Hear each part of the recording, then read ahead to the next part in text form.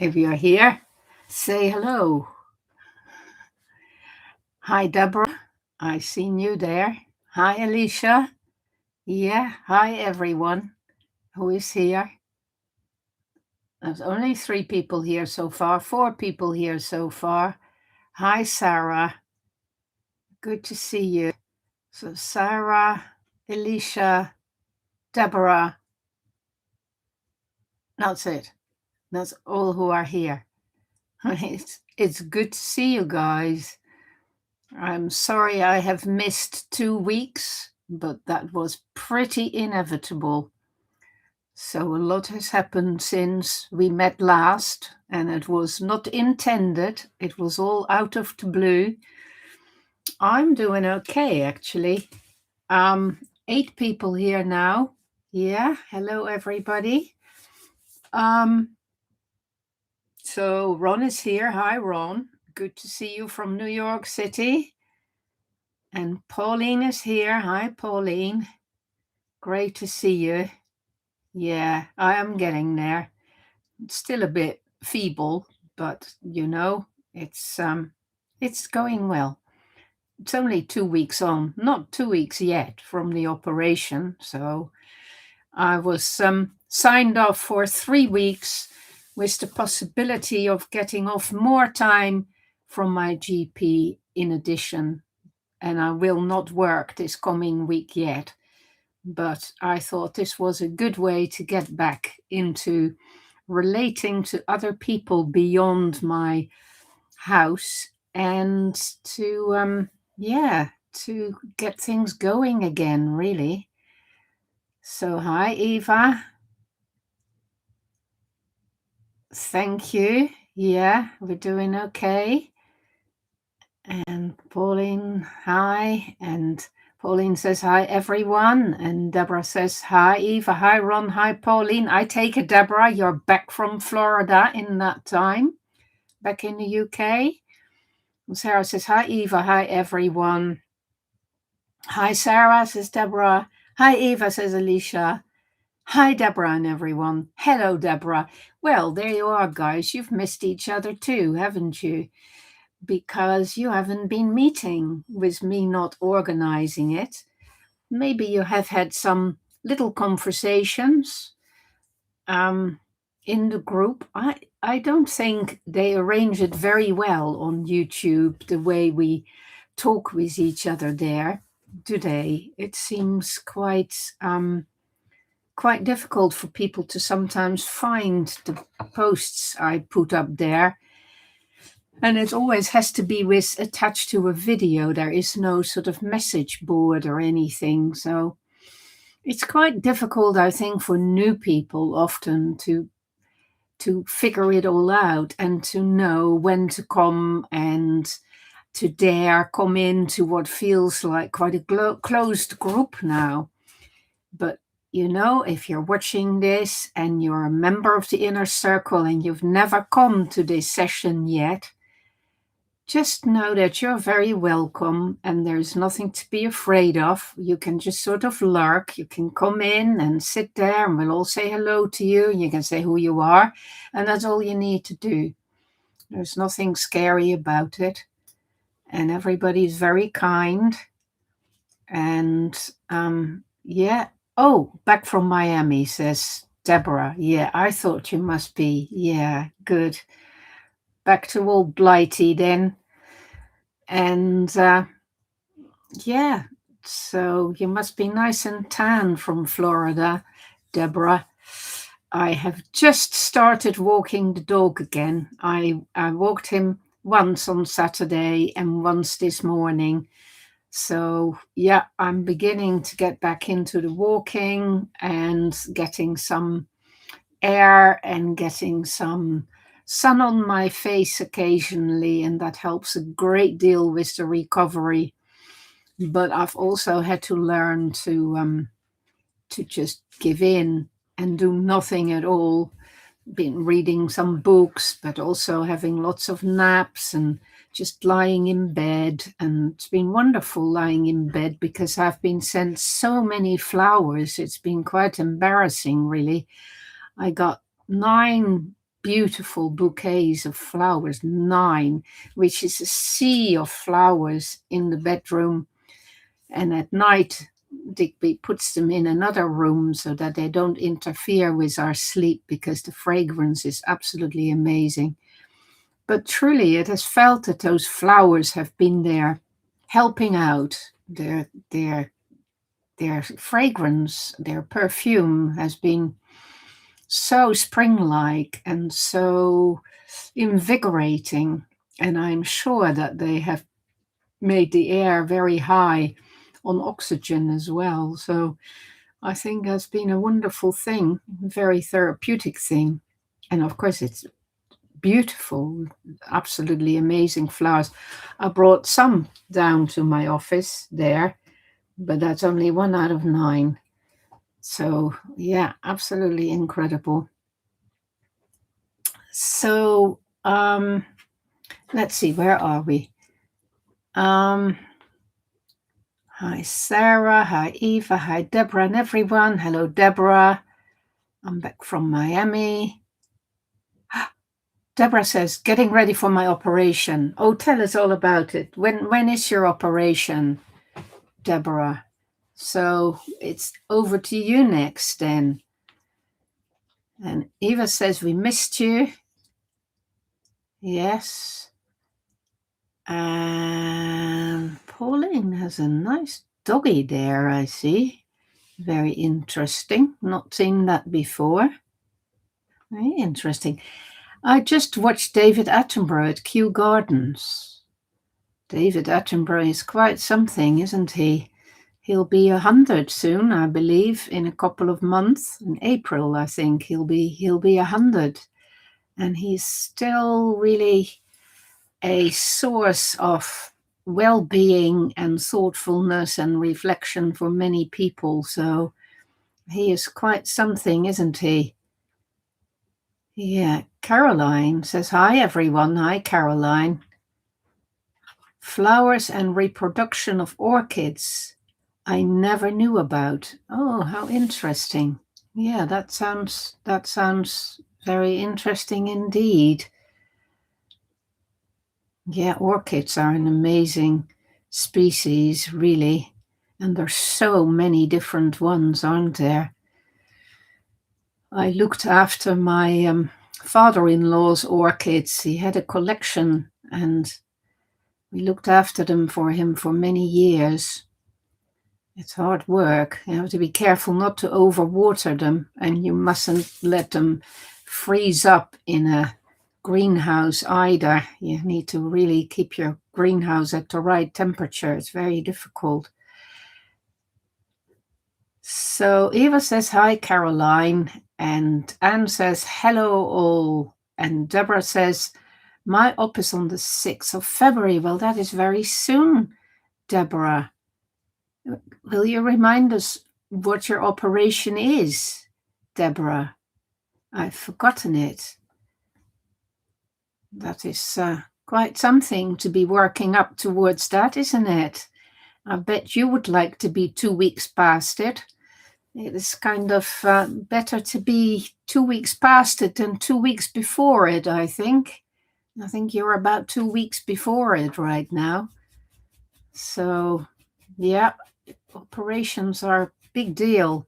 Spine operation. So I'll not be here that weekend, but the week after should be. Oh, well, that would be great, and you can tell us all about it. Yeah, Pauline said David A is amazing. Yeah, I completely agree. He is amazing. He is truly somebody who has made something of himself and of his life for the benefit of all. And that is a fantastic role model, I think. Absolutely inspirational. Yeah, so Deborah, that sounds quite serious, a spine operation. I'm sure you're well prepared for it and have talked it through with your surgeon and all of that. Deborah says the bees actually carry pollinate them. Yeah, there are male and female orchids. Yeah, I know.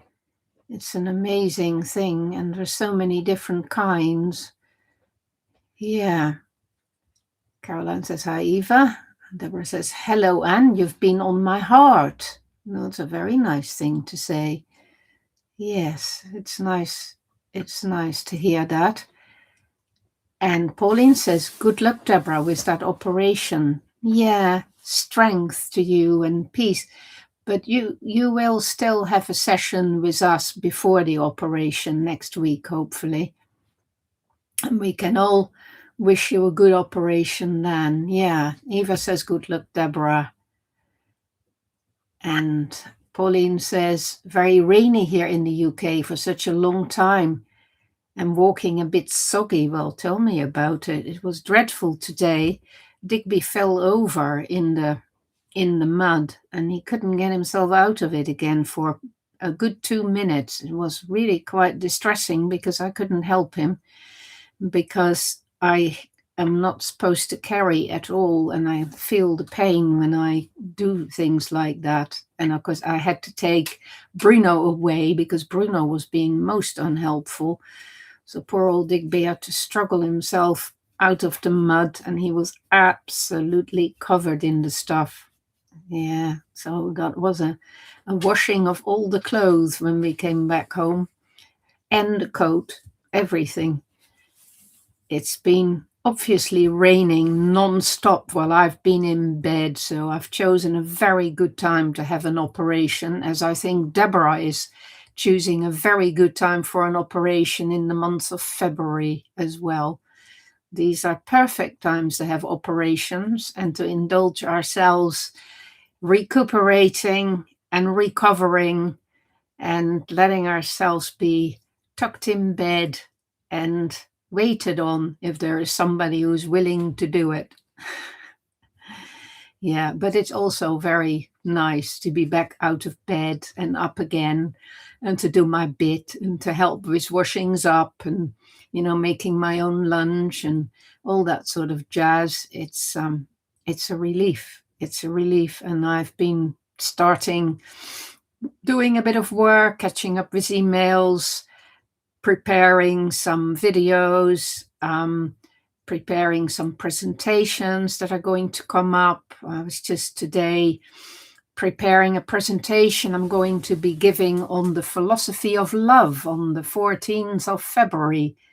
That will be an online event, and quite a big thing. It's a 2-day conference, and I'll just give a half-hour talk, I think, on the philosophy of love. So I've been having fun with that, and also preparing for my talk at the Festival of Life, which will be on the 20th and the 21st of February. And that will be on my songs. So that's the first time I give a talk all about my songwriting, and we'll be playing 6 or 7 songs and talking about those songs. So if you want to attend either of those events, if you want to come to the philosophy of love, or you want to come to the songs of life presentations, you can do so, and I can put links. I'll probably do a little video about these upcoming conferences when I get my head around it, maybe tomorrow. That might be a good thing to do. So Pauline asks me, Emmy, are you very good at taking time off? Well, the thing to say about that is no, I'm very bad about taking time off, and I never take time off. And unfortunately, when I had my first child in 1981, I was the main breadwinner in my family, and I was self-employed as a lecturer, and I wasn't able to take time off. I took off 2 weeks, and then I was teaching the psychology of women with a suckling baby on my breast, and it was not something I would recommend to anybody. And because of, the need to be the breadwinner for decades and decades, I learned to work, no matter how unwell I was, because looking after a family and working and building up, organizations is a lot of effort and a lot of time that you need to spend on it. So you can't really afford to take time off. But this time I have really done very little for 2 weeks, and I have really made myself do it because I had educated myself quite a bit more about recovery and how physically and mentally and emotionally important it is to give yourself time for that, rather than to have this view that it is just a wonderful thing to be forcing yourself to work more than is good for you. It is much wiser to learn to attend to yourself and to take care of yourself and to allow your body to take a load off your feet and to have that quiet time to focus on reparation and restoration of all the functions that have been undone and that have been sliced through literally by these interventions. So it was very good to learn to recuperate properly. And I think that has stood me in good stead. And it felt like a luxury, but it also felt like an essential luxury. And I am just very pleased I've given myself that time. And I will do sort of half and half this coming week. And then from next weekend, I'll be back to normal, hopefully completely. So, yeah, some exciting things were happening. So I received this document here, this which is actually an advanced reading copy of my forthcoming book. And this is just the proofs that have been bound quickly in a very cheap way. So that's a document that they send around to well-known people so that they can read it and endorse it. And then when the book actually comes out, they put the endorsement on the first few pages. So to receive those was an incredible, punch in the air kind of joyful moment. And it was just what I needed, just at the right time, to know this is it. It's time to get back and enjoy it, because that is a very special process we're starting on now. And I'll be having a meeting with my publishers on Wednesday on Zoom to discuss marketing and publicity. So it's all going to get very serious. And then in March, I'll be spending an entire week in the studio in London to read my book for its its online version, so that it's Audible version.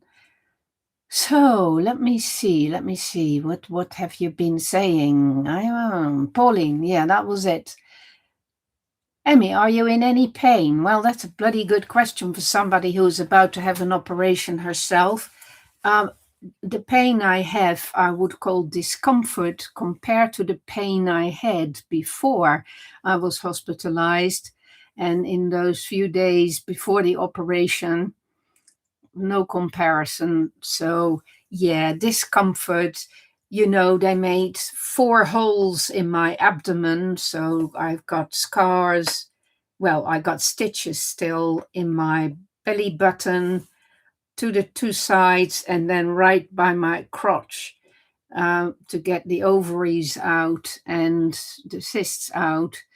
So yeah, those are hurting. And then on the inside, there is a queasy kind of feeling where I can feel that they've cut through bits, and it's all still repairing, which is why it's so important to lie down flat on your back and to allow it to happen, the healing.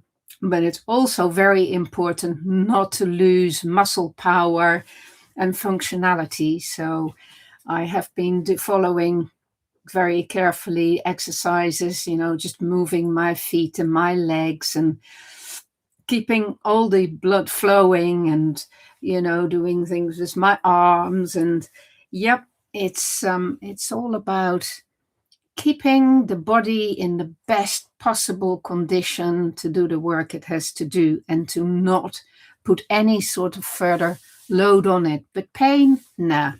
I've not been taking painkillers since the operation. I had one paracetamol upon awakening after the operation. They offered two, and I took one, and then I refused anything further.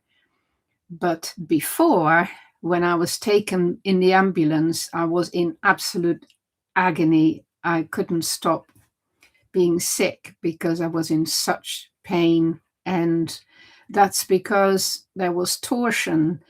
And actually, by the time they took this stuff out of me, it had contorted itself so much that major blood vessels had been stopped and everything was black and blue inside. So that was the pain, and it was all very obvious. So, yeah, man, I'm glad that they were able to take me in that ambulance and that they were able to help me. And I'm glad I persisted staying there until they had a spot for this emergency operation, because it's all very well to need an emergency operation, but you still have to have a place in the theater and a surgeon and a team who can do it. So I waited there for 2 days for a place, and it wasn't a foregone conclusion that I would get one. So I've praised my lucky blessings that they did find a place. Well, that they found a bed for me on the Saturday,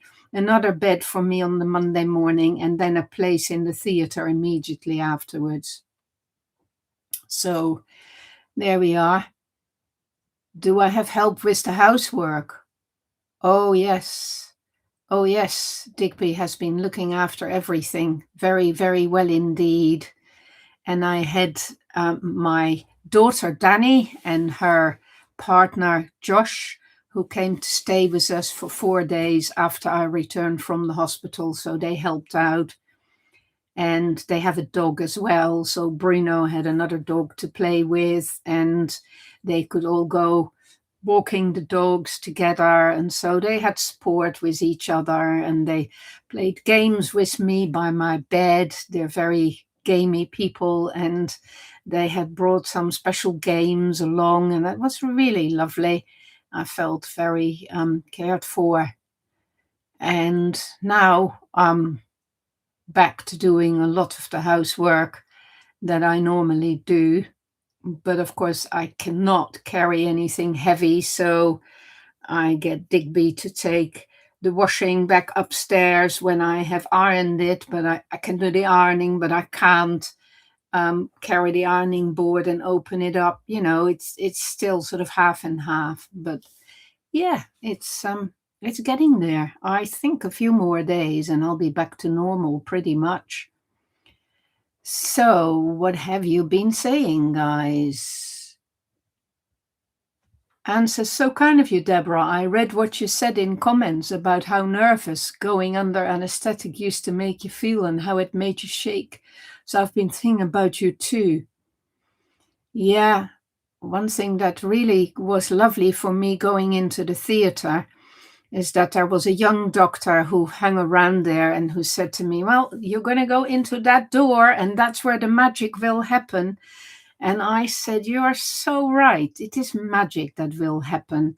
And that idea of it being magic that is being done for me, and I don't have to worry about it at all. And all I have to do is give in to it and let the magic happen. That was a very powerful way to feel completely at ease and give over and give in to the operation. And I hope that might help you too, Deborah. So Yulia says, hello, everyone, I hope. Hi, Yulia. Hope everyone's doing well. Yeah, I think so. Eva says, hello, Julia. And Deborah says, thank you, Anne. Bless you for better living circumstances. Yeah, we hope Anne improves her life circumstances ASAP and carries on coming to the inner circle. Deborah says, hello, Julia. And says, thanks, Deborah. It's a nice heart. And Deborah says, congratulations on your book, Emmy. Yeah, it's getting there slowly but surely, and I'll keep you informed of what's all happening. It'll be quite something, I think. This won't be like any of the other 20 books I've published. This is one that the publishers are going to launch and do things with. I will know next week after my meeting with the publications and marketing committee at the publishers. Yeah, a huge book, Eva. I think you're right. I think it will change my life quite a bit. Pauline says, well done on your book, Emmy. Lots of work in that. Yeah, that's been 4 years of work, really. And I've written twice the number of words that I have published in the end. So as you can see, it's quite a big book.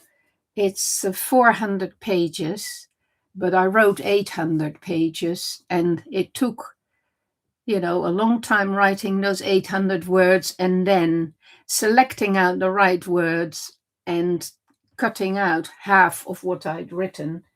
But that is what I learned to do for a trade book. You have to be very much more careful about what you write and not bore people. So there you go. I learned to be more interesting in my writing and less academic.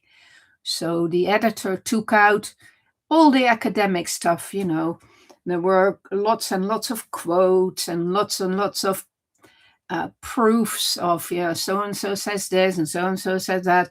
Complicated intellectual maneuvers, all scrapped, all taken out. Rightly so, I think. So it's much more personal and many more examples than I thought there would be. And I think that has made it into a very interesting book. So Alicia says, congrats on the arc of the book. On the arc of the book. The arc of the book. I'm not quite getting that. I'm trying to think what you mean. It sounds nice. Maybe you mean the arc of bringing it into life. The creative arc of conceiving it and writing it and doing that whole process and now getting to this stage, maybe. Makes sense? And Deborah says, I'm pleased you're doing an Audible book. Yeah, I'm very pleased about that. I've never read my own books for an Audible book, and I really look forward to that very much. But as I said, I will also do readings from the book for the inner circle as well, separately, short ones that we can discuss on the Sunday sessions. So yeah, I look forward to that. Deborah says, Emmy, was the operation similar to a full hysterectomy? I asked because I had a full hysterectomy age 38. Well, that's a much, much bigger operation, Deborah.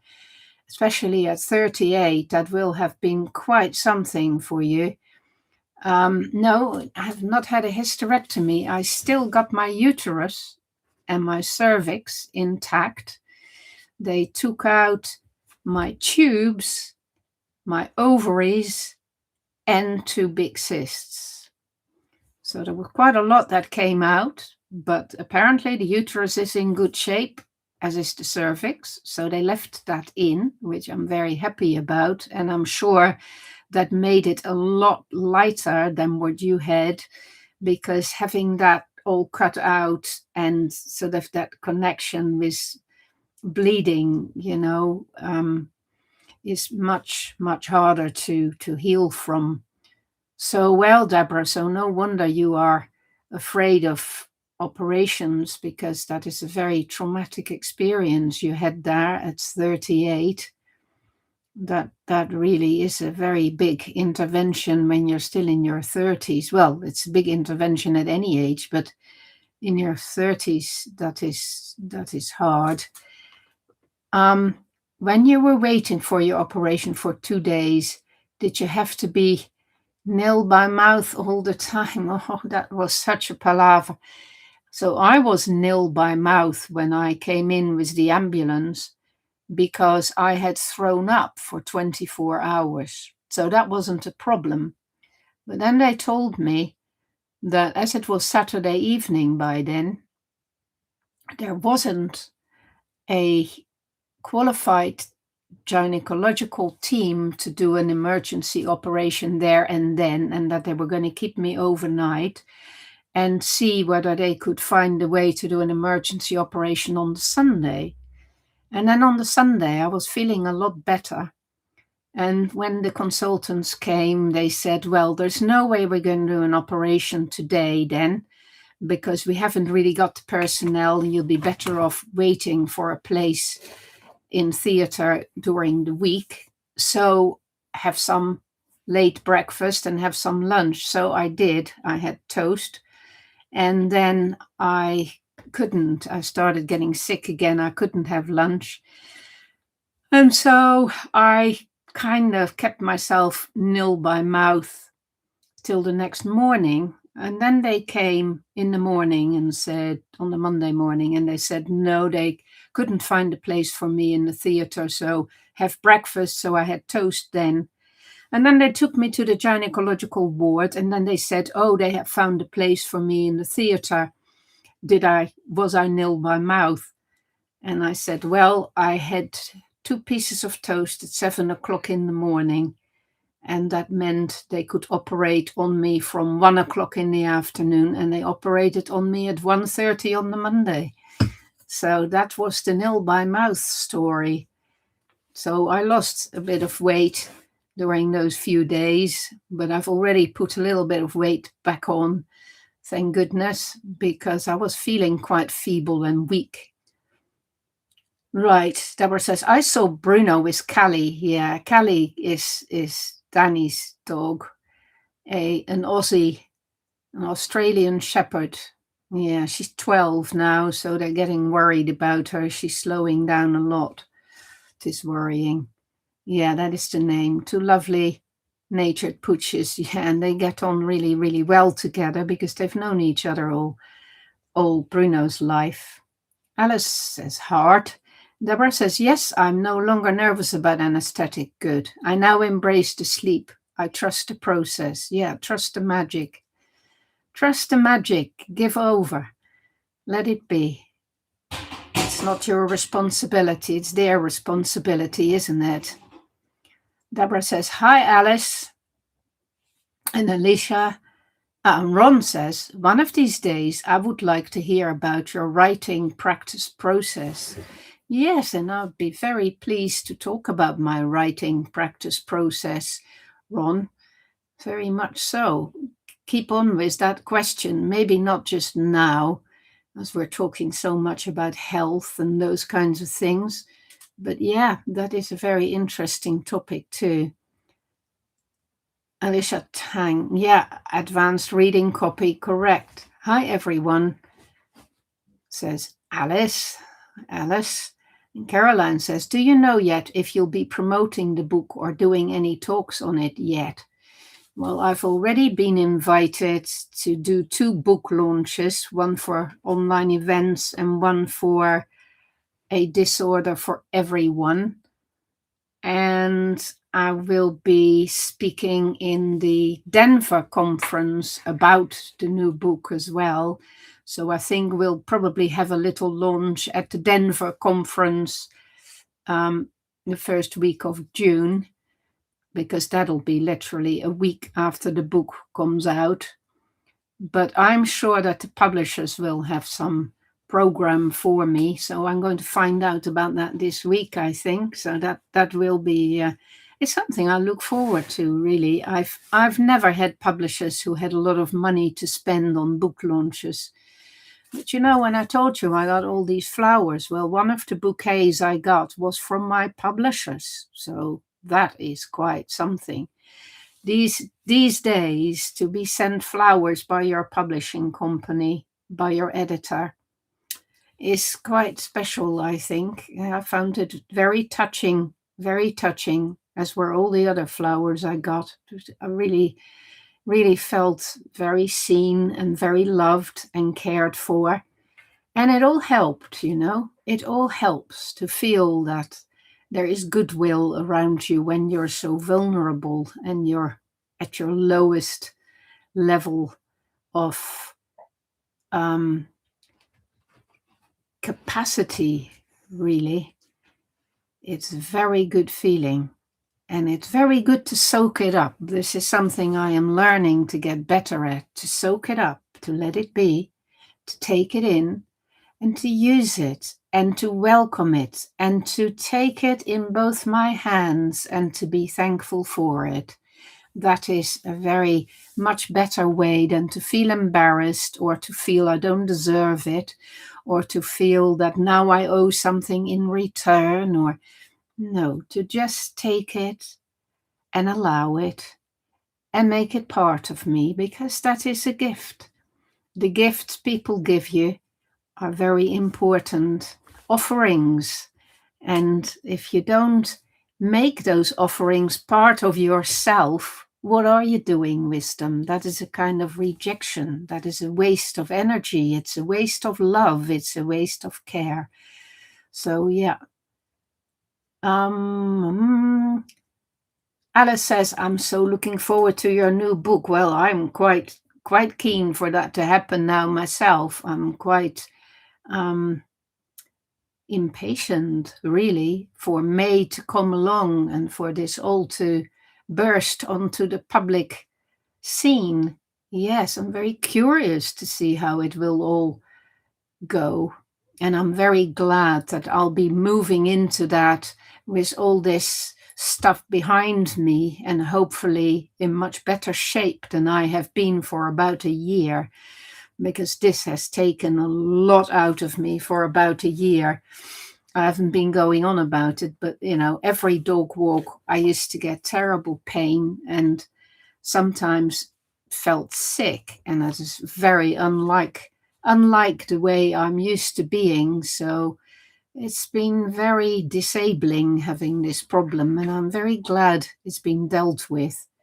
I've been stoical about it, haven't complained about it. I just borne it for a year because I was on this waiting list. But now I'm so glad it's done. I'm so glad I'm healing from it instead of dealing with it.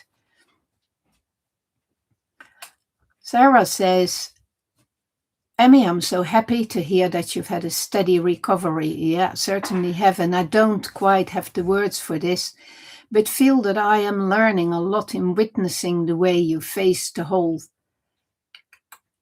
process of your procedure, the surrender, gratitude, courage, patience, harvesting of wisdom. And at the same time, it's surreal to me that you have been as present and productive as you've been. Yeah, well, it was easy in a way because I feel that my load has been lightening.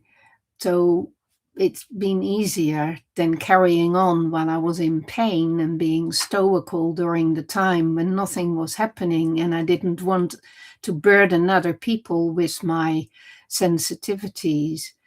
So yeah, it's a relief. It's a relief. I can talk about it and I can do as much as I can without overdoing it, and being careful with myself and being caring towards myself and accepting the care of others too, including all of yours, because you have been fantastic, guys. While I was in hospital, I was reading your messages and I was seeing that you were responding to my little clips I did, especially for the inner circle.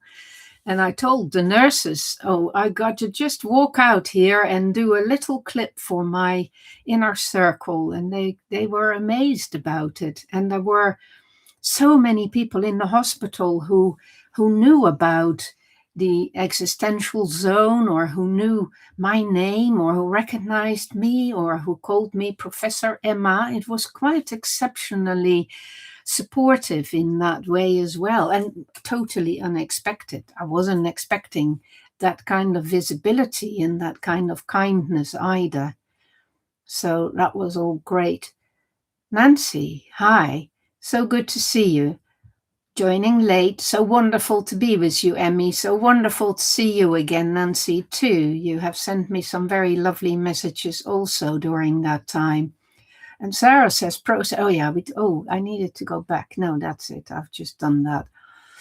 Deborah says, hi, Nancy. And Eva says, Nancy. Yeah, exactly. Nancy. Sarah, same here, Sarah. Deeply moved and affected by the instruction of Emmy sharing through all of this. Just doing what I have to do, guys. And Sarah says, through it all, maybe most of, I'm glad you're okay and grateful to you for being here with us.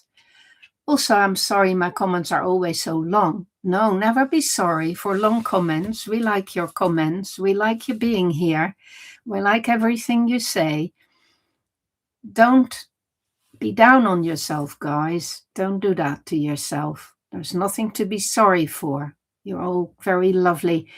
Nancy says to Eva and Deborah, heart, heart, heart, heart. And Sarah says, Nancy, it's so good to see you. Yeah, it is. I miss you in the comments when you're not here. Yeah, Nancy's comments are always very, very thoughtful and always add something, always add some reflection, some dimension that hasn't been looked at yet. I agree. It's very valuable indeed. So, Deborah says, Emmy, you deserve all that love and support. I don't know if any of us deserve it exactly, but it's nice to see that people give these things to each other. It's been a revelation, really, to feel so much genuine care and so much kindness around all of this. And I do feel that creates an atmosphere in which the healing becomes much easier because you trust, that the world is a good place in which it is possible for us to be true with each other, to be honest with each other, and to be mutually supportive. And I think it's so important to dare let yourself be supported. And this is probably the thing I've learned the most about in the last 3 weeks, that it feels good to allow yourself to be cared for and supported and uplifted by others, and to notice that that whole process of uplifting each other and supporting each other and caring for each other is something that does good to all of us, whether we're at the receiving end or at the giving end. Makes no difference. It is the creation of that whole atmosphere that creates a force field in which good things begin to happen. Good things for all concerned. And I think that is the key to being in a social group like this one, that you discover how you can do that with other human beings, that it is about basic human affection, respect, and care, and mutuality. So, let's see, where are we? Let's see. Through it all, maybe most of them, I'm glad you're okay and grateful to you for being here with us. Also, I'm sorry, we had that one. Yeah. Sarah says, Nancy, it's so good to see you. I miss you in the comments when you're not here. I said that too. And Deborah says, Emmy, you deserve all that love and support. I said that too. Bathe in the gifts of your love gestures. Yes, yes. And take that to heart, Deborah, when it happens to you in 2 weeks' time, will you? Learn the lesson for your own operation too. And Eva says, the walls that separate good general health from bad are so thin. Oh, yes. Oh, yes, Eva. Oh, yes. And the thinness of those walls are getting thinner and thinner as we make our way through these final decades, aren't they? And it becomes so obvious, that journey towards the other side. Eva, you're closer to that than I am, probably, but maybe not. Maybe I'll be dead before the year is out and you live to 100. So we don't know, do we? But even so, you are that bit older than me, 10 years older than me, aren't you? Nearly, not quite, 8 years or something. Yeah, so you're a little bit ahead of me, not that much. And we don't know what time we've got left, do we? And it doesn't matter, does it? What matters is that we live it properly and that we pass things on so that they don't get lost. All that effort we've made to learn these things, we pass them on, Eva, don't we? Yeah. Caroline says, the launch of the book sounds exciting. Look forward to reading it. Yeah, it will be exciting. It will probably be quite exhausting too, because I reckon that when publishers invest this much money in you, that they want to earn quite a lot of money back in return. In some way or another, they're going to be needing me to earn that money for them. So I do feel a kind of oncoming burden happening there too. But I intend to enjoy that burden, and I intend to enjoy what comes with it, although I'm sure it will bring moments of exhaustion and moments where I want to say to myself, another talk in another bookshop, not sure. But I'll let you know. We'll talk about it. We'll stay in touch about it, and you can go on that journey with me and find out what that is like behind the scenes. So, where are we? Caroline says the launch of the book sounds exciting. Pauline says, yes, Emmy, you spoke about Sheldrake and consciousness.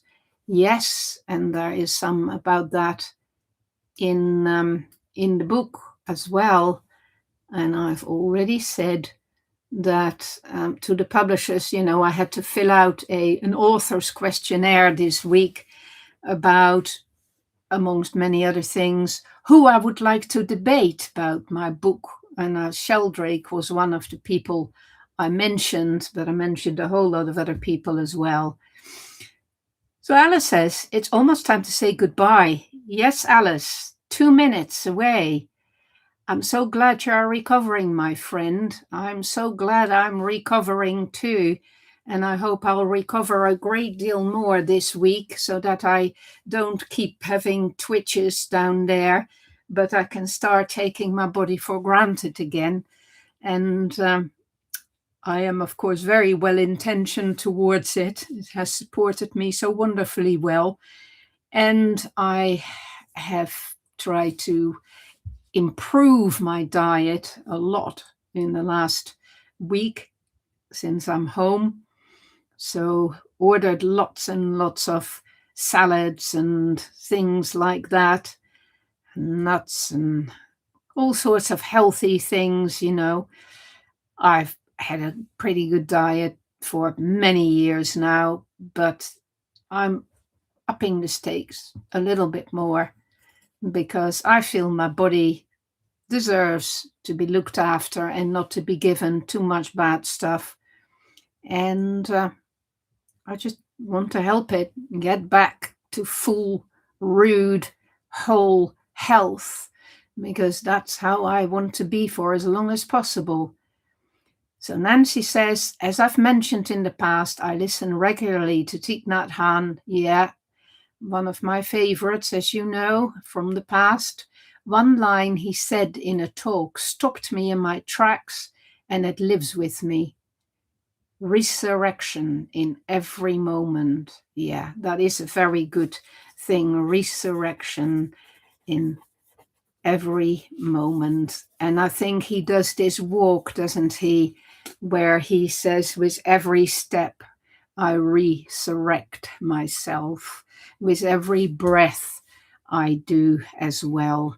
He has so many wonderful mantras like that. He is a very good person to be listening to and to be watching. I think if you want to go on this path of living a better life, then he is definitely someone to add to your daily watch quota. Definitely.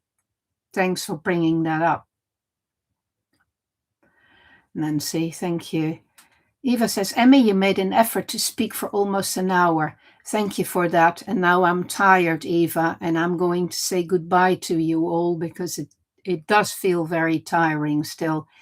Thank you, Emmy, and all Inner Circle tribe. Yes, glad to see you all here today. It's been lovely, lovely seeing you all. So happy that we could meet today. Continued strength, Emmy, and peace and blessings to you all. And Deborah, start to get ready for yours. Nancy says, could never thank you enough, Emmy. Peace and love to you and all. Peace and love to you all. And Ron says, thank you for another great meeting. See you next week, Emmy and everyone. Jim, hi, Jim. So glad you're recovering, Emmy. As we all, spring is coming. Yes, sir, we're going towards spring. Eva says, I hug you. Hug you back, Eva. Hug you back. Be well.